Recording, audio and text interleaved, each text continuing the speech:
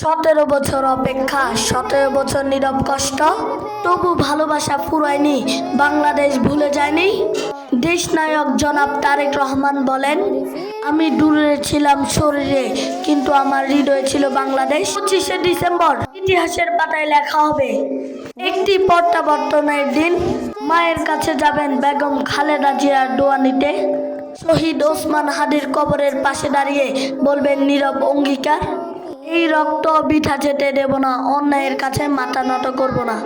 এই ফেরা শুধু একজন নেতার জন্য নয়, এই ফেরা জনগণের আশা।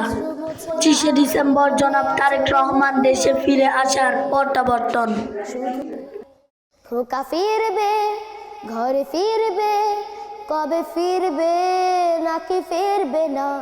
খোকা ফিরবে, ঘরে ফিরবে, কবে ফিরবে নাকি ফিরবে না?